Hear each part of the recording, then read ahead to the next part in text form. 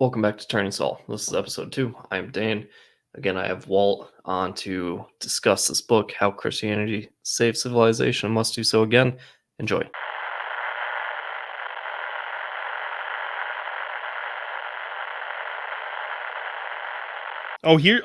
Here's something, and this kind of does tie back to we were talking, not really, but the difference between, and this book lays it out kind of that way, the difference between pagan cultures and Christian culture. And this is something that I found really interesting. There was a time where Christians were persecuted, and then Christianity became legalized, which could be argued that it hurt Christianity, but whatever. Here's an interesting sentence that I found. The end of the persecution of Christians did not mean that the tables were turned and the persecuted would become the persecutors. And they're pointing out that often the victor would just turn around and do the same things to those that they defeated. But the difference in Christianity is that because we are taught to not do evil things, regardless of who the target is, the fact that we now have some level of power means that we're not going to abuse that power in wicked ways. And they totally changed the culture in many, many ways. And they changed it which is much better for people altogether, right? Because they were actually viewed as people for the first time ever because of Christians. And then it became more like the empire decided to start recognizing it, and then they even took on Christian traditions, kind of like working 6 days and then taking the seventh day off. So this is in the chapter that you haven't gotten to yet, but it's just talking about work. Sure.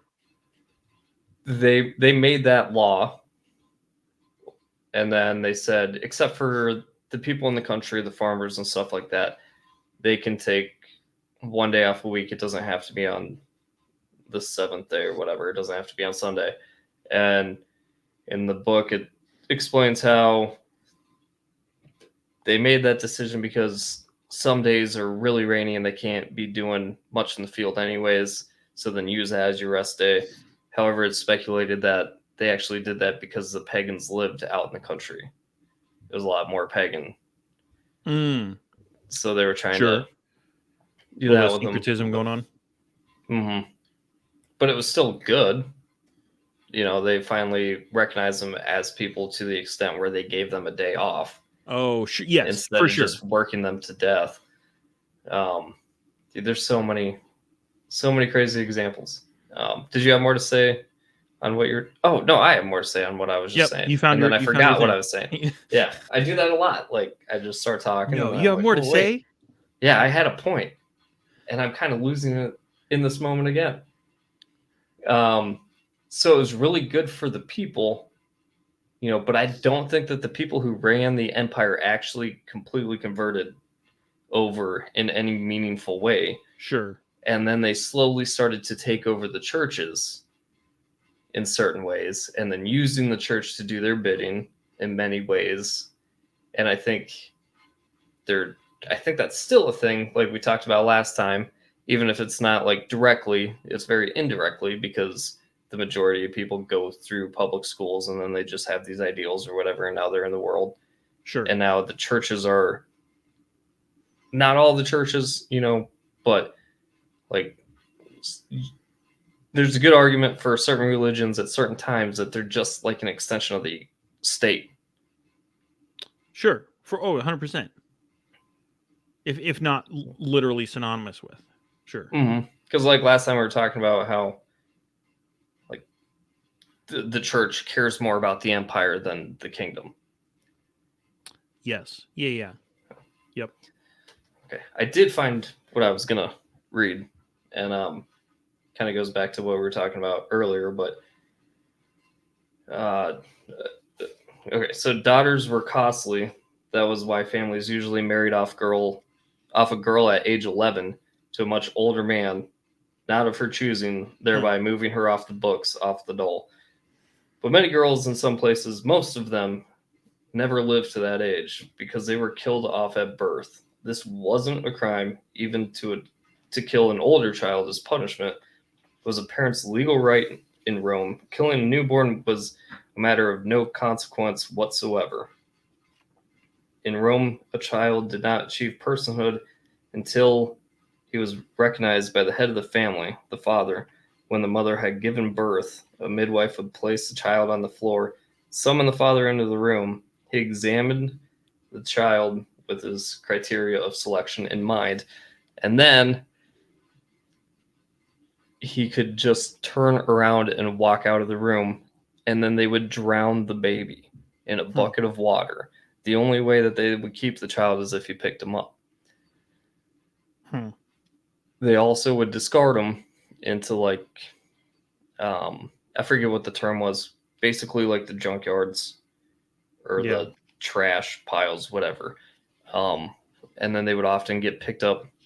They would often get eaten by dogs or other animals, or they would get picked up by pimps who would raise them and sell them as sex workers until Christians started picking them up and raising them as actual people.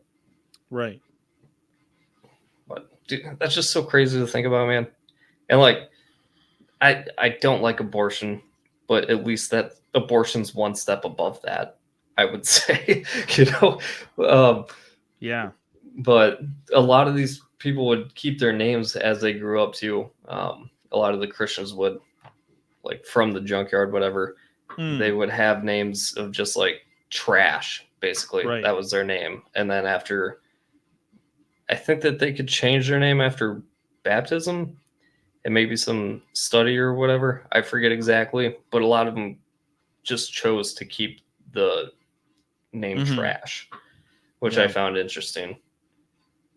But maybe it's like, oh, hey, look where I came from. Yeah. Yeah. Glorying in their infirmities. Mm-hmm. Maybe. Man, I was laying in bed reading this, and I'd stop and read some to my wife, and she's like, you just gotta stop telling me this. The dad walks out of the room, so they just pick him up and drown him in a bucket of water. Yeah, it's wild. Yeah, that's so disgusting, and considered normal. In fact, there's a passage where, like you were talking about, how at least abortion is you're a little removed from it. There was a passage in the book where they're talking about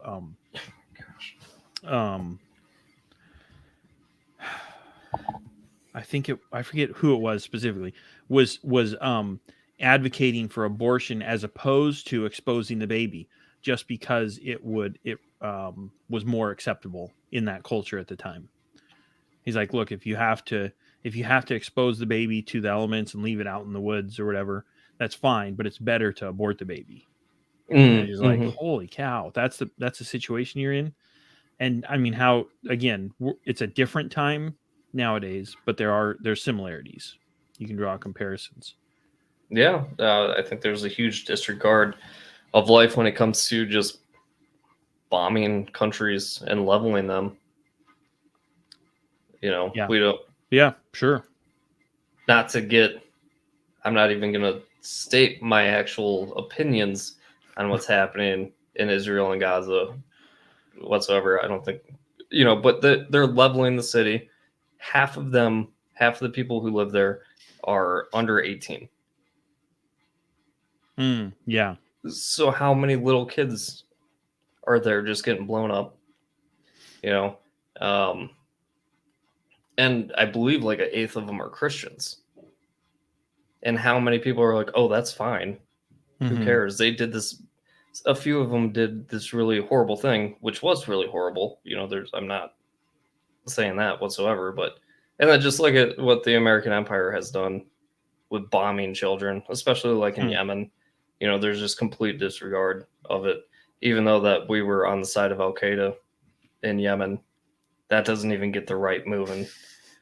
Which is whatever, dude. I'm just against blowing up kids. I don't care what color or what country they're from. It's just an awful thing to do. Not just kids, but like anybody innocent. And America has been the biggest cause of killing little kids by Sure. bombs Yeah. in my lifetime, at least, you know. So The way I like to approach it, because it gives someone an opportunity to be amicable or to start a disagreement with me, which I'm fine with either one. I like to say about Israel and Gaza, there's innocent people that have been murdered, and I'm saddened that there's people rejoicing in that fact.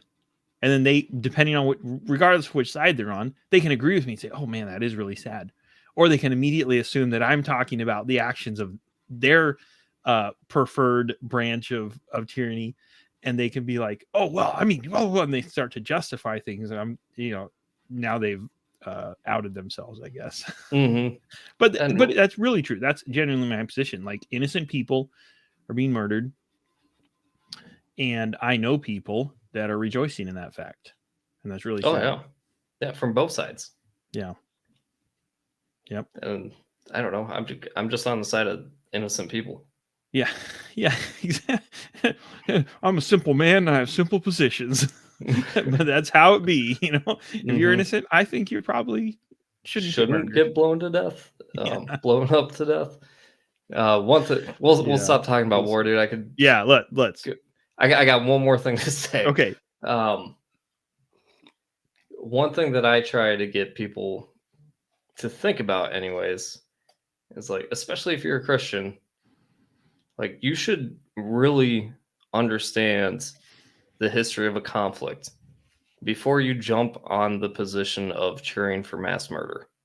Hmm.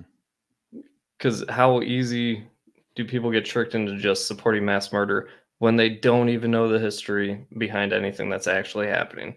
They don't know who's on whose side. They know nothing except for what the TV told them and who to cheer for and what kids we Hmm. should be happy are getting ripped to pieces. And then you talk to them about certain things, and it's like, you know nothing. And here you are on the side of murdering kids. And I get that that's not how it's portrayed, but in reality, that's what it is. I have multiple friends who have killed kids.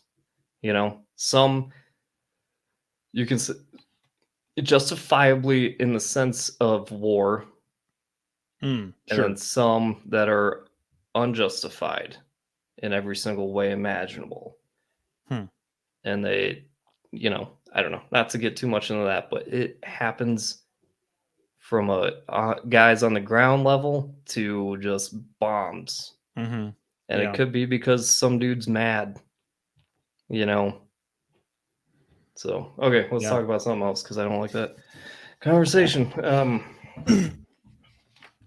I will say this: I'm so passionate about it. I guess is because I grew up thinking the best thing I could do for God and the best thing I can do for America is to go to war and kill the Hmm. enemies of America. And Right. it's,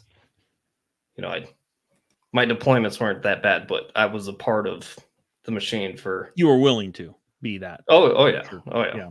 and I went to do that. Yeah. Yeah. But anyways, back to the book. I'm gonna let you pick a spot. All right. Well, I'm still in the first chapter. This is That's fine. there's two lines that are on different pages, but they're pretty similar. And I trust that any Calvinists out there will give me a little grace and allow me to finish my sentence without their hackles jumping off their shoulders. Hey, I know we talked about people not being people and how they should be people, but are we Uh-huh. sure that Calvinists are actually people? I'll give them the benefit of the doubt. I'm just kidding. Yeah, I, yeah. I was friends with a kid in Texas who was, and it confused me, but he was a great guy and we hung out. But anyways, go Right, ahead. right. Um. Well, actually, I guess it's really just um, one kind of sentence, but it says, therefore, one important thing that the 21st century must learn from the early church is that the attempt to force others to share one's views is at best counterproductive and in the end futile. Forced conversion, and this is where I'll point out, forced conversion is not necessarily talking about salvation. It's talking about the externals. So hopefully that parries the Calvinists.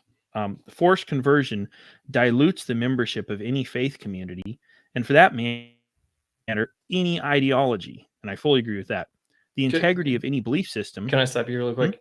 You broke up on my side. I don't know if you did in the actual recording, but can you go back a little bit and reread that? Forced conversion dilutes the membership of any faith community, and for that matter, any ideology.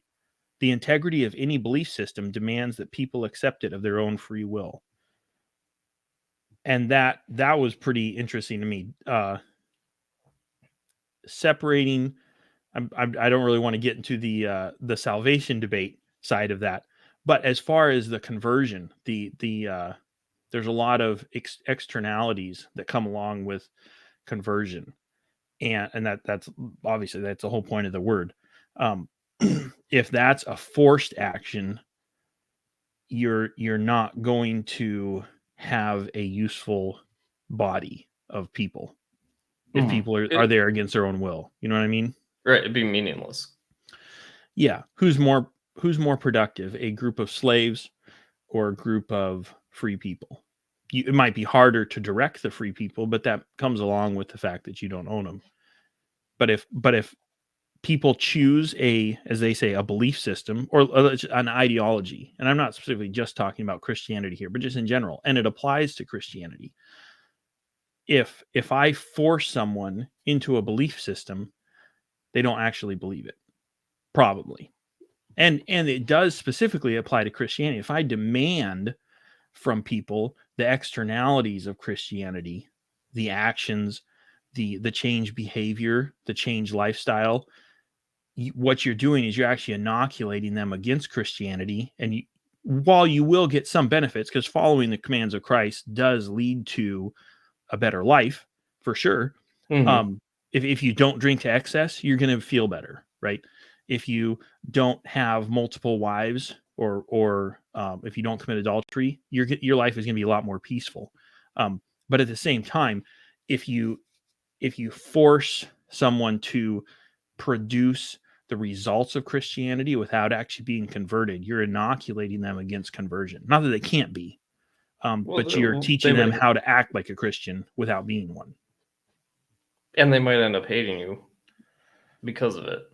They should. No, I mean, not should. It would be expected that they would. Mm-hmm. Yeah, sure. Yeah. Because, I mean, we're not supposed to just convince everybody to live more like Christians, but to actually change who they are. Right.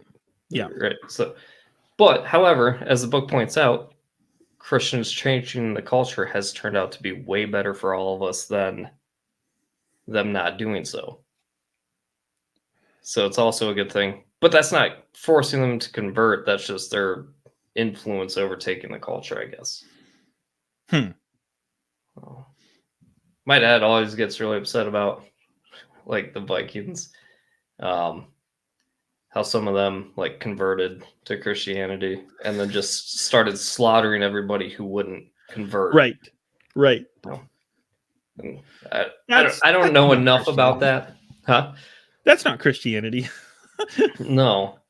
And I don't know enough to say one way or the other, but I have thought, like, with how brutal they were and the things that they did, maybe that's what God wanted to happen, because they just wouldn't stop doing horrible things, but I don't know if it was just a thought that crossed my mind. I don't have anything else to say on that, I guess, but yeah, we're very Scandinavian, so my dad's all into that, and he always gets really mad about that. Right. Be better, guys. I wish you'd been better. Right. But, yeah. Oh, I will try to find something here to talk about. Oh,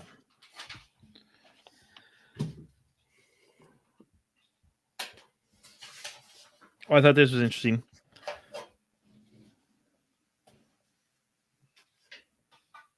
I'm ready for it. When we speak of morality, we are speaking of exactly the kinds of things that the 7 revolutions changed in the world. And he's referring to 7 different revolutions that the chapters are based on. And here's what I found interesting. We mean behavioral ethics that are based on the conviction that all people are created in the image of God and no one is expendable. And then he goes on to say 2 other things: that individuals in the family must be protected from exploitation, and that people must be free to work and worship according to their consciences.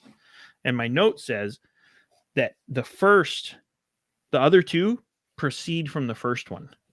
We mean behavioral ethics that are based on the conviction that all people are created in the image of God and no one is expendable. If you believe that, you will produce the other ones. All the other things, in my opinion, all the other things flow from that. Similar, and I caught myself slightly off guard here, so let me pull up the passage. But Matthew 22:40 is where the Pharisees try to tempt Jesus and say, what's the greatest commandment, essentially? And he says, thou shalt love the Lord thy God with all thy heart and with all thy soul and with all thy mind. This is the first and great commandment. And the second is like unto it. Thou shalt love thy neighbor as thyself. On these 2 commandments hang all the law and the prophets. So he's saying those 2 things, if you love the Lord above everything else and you love everybody else as you love yourself, everything else is going to proceed from that. Yep. They'll just fall in place, and they may have differences of execution. You may interact with different people, may show that differently, but it'll be motivated by the same. A Ford and a Dodge and a Chevy, they look pretty different, but all of them, except for the Fords, will carry your sheets of plywood down the road to your job site. You know what I mean? Yeah. Hopefully without breaking down. But right. Like the goal is this. And some people might be doing that in a way that we find completely ridiculous and just confuses us. And it's like I don't understand that at all, but that's just because our culture is 100% different. Who we are as people are 100% different. Sure. You know what I mean? Sure. So even if somebody's doing something that you think is really stupid, well, maybe they're actually doing something that benefits just other people. Right. Yeah, and if you're assessing it, according to this book, the statement that they made, if you're assessing their actions, are they acting on the conviction that all people are created in the image of God and no one's expendable? If they are, then how they execute that, no pun intended, is kind of between them and God. If they're acting on that principle. Mm-hmm. One of my buddies, I'm going to try to make this make sense into what we're talking about, but one of my buddies, James, he always talks about how I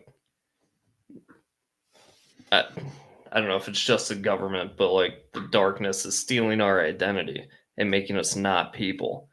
And I would connect that economically with all the rules and regulations and all the laws, and having to ask permission to do things on my own property, like build a building or a deck.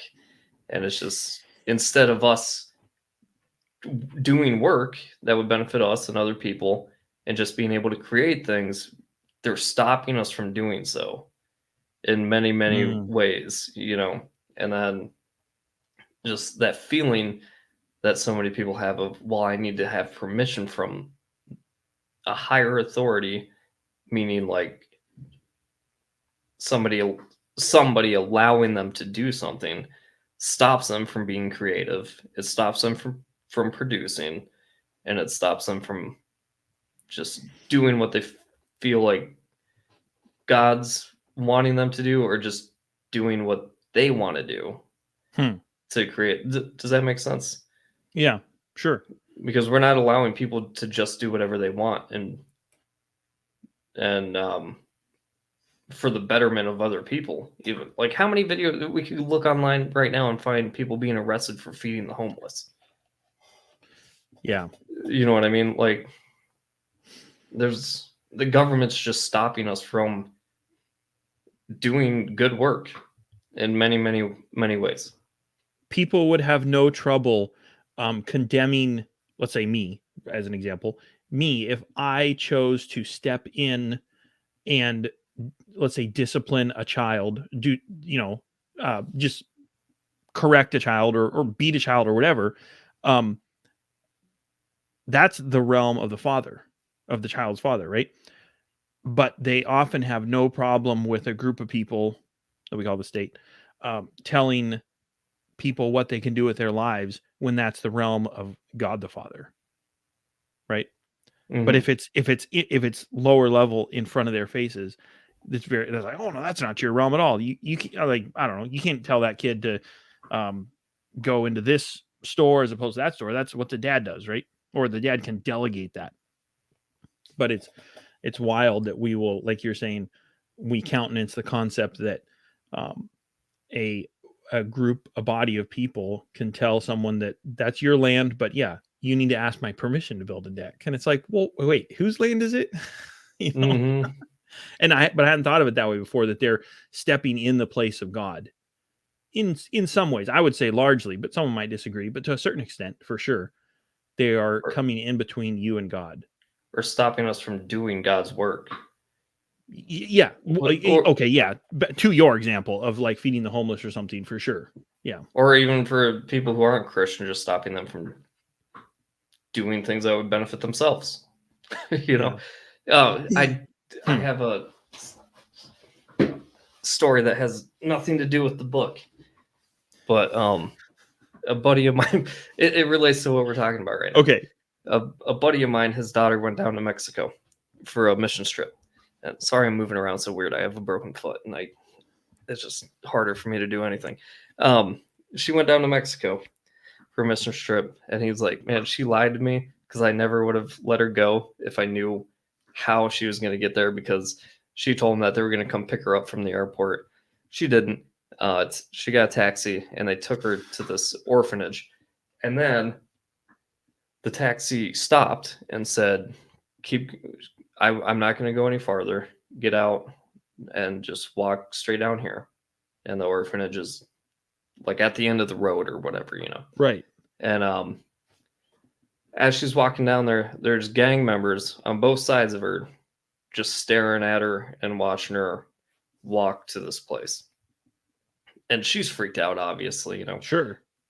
she got in there. They were like, she was freaking out, and they're like, "Oh, don't be afraid. They were protecting you." And like on the one side, it's one gang, and on the other side, it's a completely different gang. Oh. But like this orphanage finds homeless kids on the street and takes them in and raises them and teaches them stuff and then sends them to the United States for colleges. And they are doing Okay. so good. Like they're taking discarded children and turning them into like the highest educated people in Mexico. Hmm. And it's to the point where the state tries to shut them down. And the state has been trying to stop them from doing this because they're embarrassing them. Right? Right. The gangs protect them from the government to not allow them to shut down. And they're opposing gangs. Right. Right. But the friend of the enemy of my enemy is my friend must be their philosophy. I would no, I wouldn't I guess I wouldn't even agree with that because But in I'm saying normal that's how the speaking gang terms, looks at it. The gang is at war with the state, and the state's trying to shut down this orphanage. So the gang's like, well, I guess we're going to protect this orphanage. I get what you're saying, but Yeah. Okay. But I'm wrong. I Please tell me. it wouldn't make sense that they're like, "Oh, I'm going to risk fighting the state just because the state doesn't like this orphanage because wouldn't that just Hmm. cause them more issues?" Fair enough. But it's like they're seeing the work of God that the gang members can't even deny it. And for whatever reason, they Sure. protect the people coming in and out to the extent of not allowing the government to shut them down. Right. That's wild. That is amazing. But the taxi driver didn't want to drive down there, but she was safe. The taxi driver That's would not great. go into the area, and That's she had to great. walk down there. So, That's encouraging. yeah, I'm gonna have to find out more about this place because I don't even know what it's called. But that story just blows my mind, man. It's Huh. like I love it.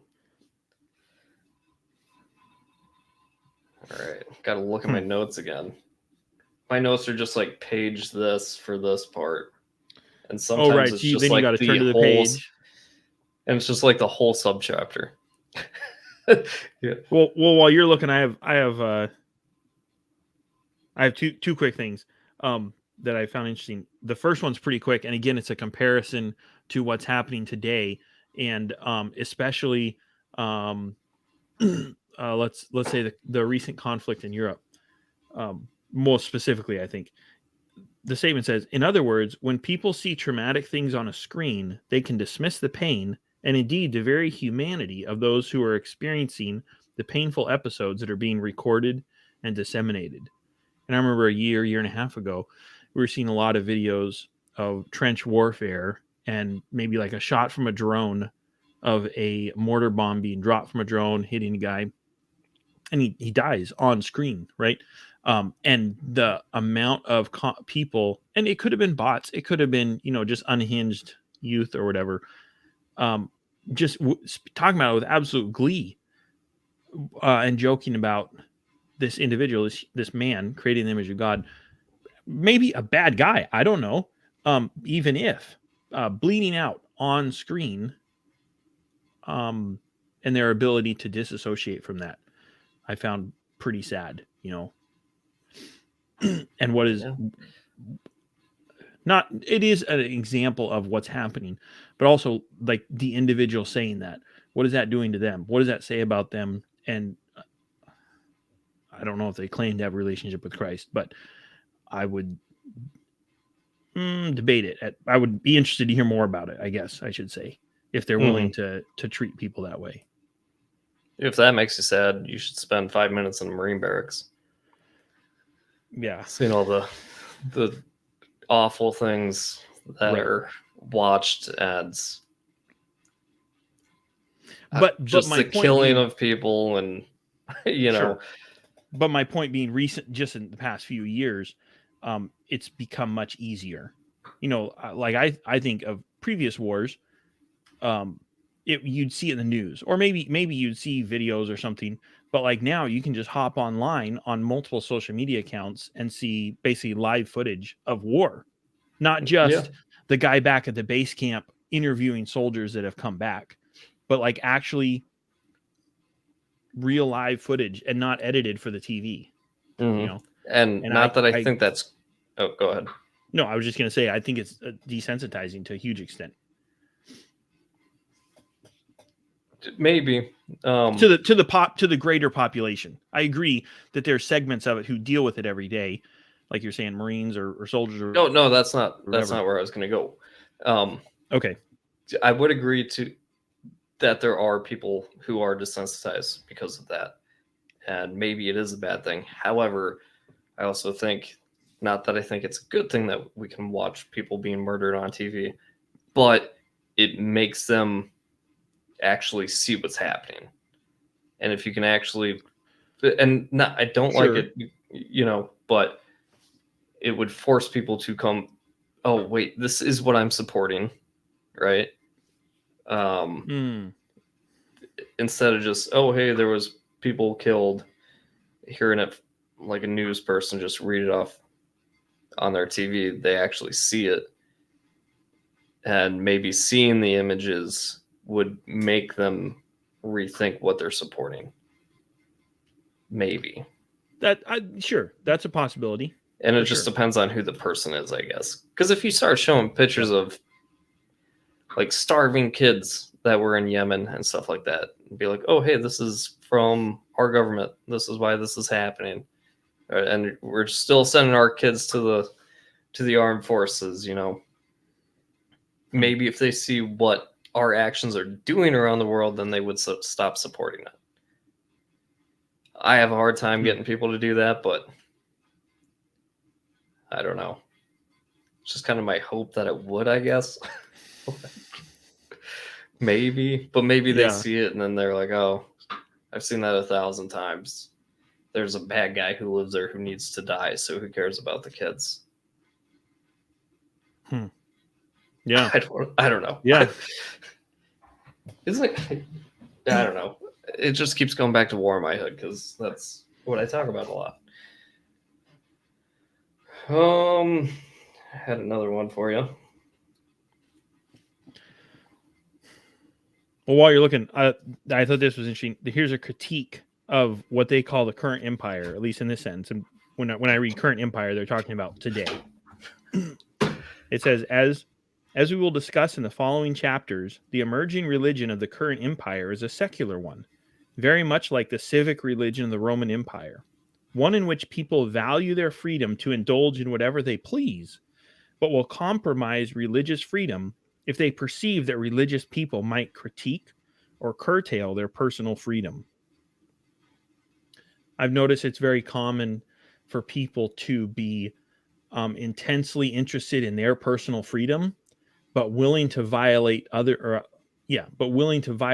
people's personal liberties if they disagree. Not necessarily if someone's threatening them. I think there's a place for that for sure. But if they just disagree, like, oh, you belong to whatever group, and I violently disagree with you, so I'm not only willing but eager to violate your liberties. But I will still maintain that I have liberties to do as I wish and have the rights to. You know, that's kind of a dichotomy there. The Second Amendment, that's been one since I've been alive. Right. You know. Right. Yeah. For example, like people that say the Second Amendment applies to everybody, but if I heard of someone who has a machine gun, I would turn them in. It's like, well, that's not good. I thought you were talking about you. No. That's just an example, you know. But also, it does apply to spiritual things. Also, people who are willing, who are eager to have their own spiritual freedom or religious freedom, but will deny others the same thing merely because they disagree with them. There's a case to be made. Again, there's a case to be made for if your liberties are being infringed on, you're now the defending party. You have the right to act, you know, as you see as is necessary. But merely because you disagree with somebody or you don't like what they're doing, that doesn't give you the right to interfere in somebody else's liberties. Anyways, that's kind of what I got out of the sentence, but at least through the state, I would say. Sure. In a violent means. I wrote an article a couple of years ago, but it just talked about like Christianity and drugs. I'm in the middle of building another website, and after my surgery, I'm going to complete it and put that article back up on there.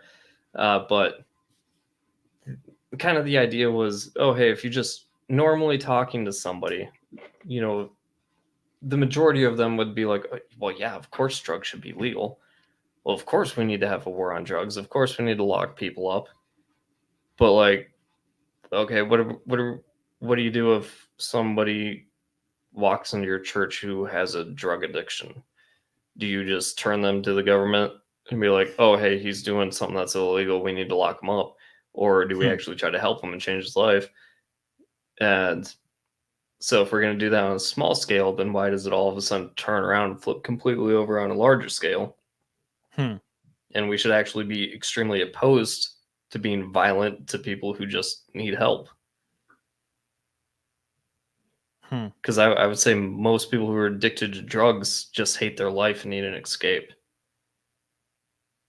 Most of them. You know, and I'm not talking about the people who...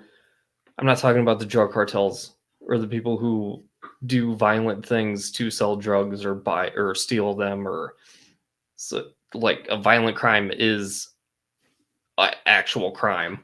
You know what I mean? And then somebody just doing drugs, that's something entirely different. So why wouldn't we be trying to help these people instead of just throwing them in jail forever? Like, how many people do we all know who have been addicted to drugs and never got caught and now lead really great lives, opposed to how many people who have had drugs on them, whether they're addicted to them or not, and then just gone to jail for years and years and years and years and years. Sure. You know, and then how Like, what kind of life is that?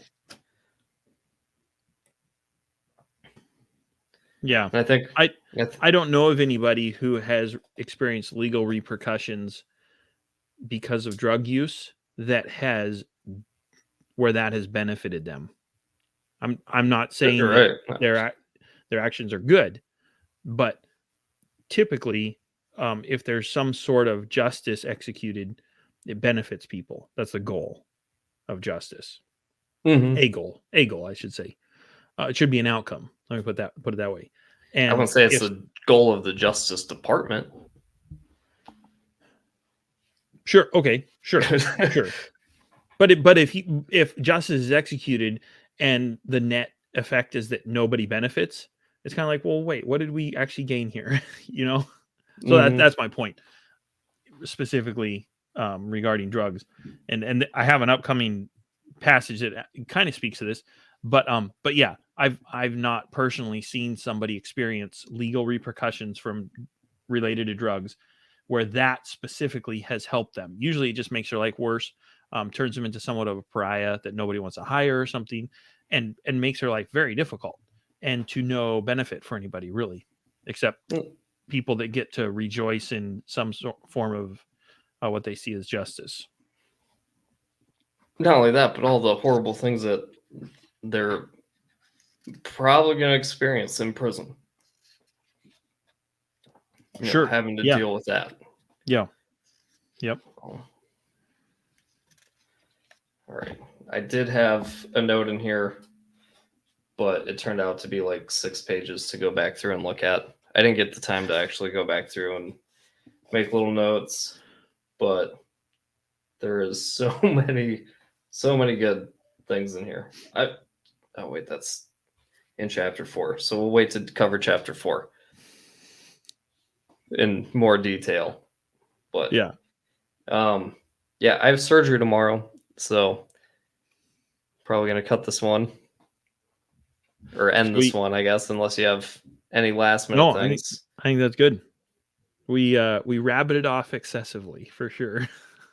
Well, that's the point. Kind of connecting the book into today's I think it's time. really good. This was fun.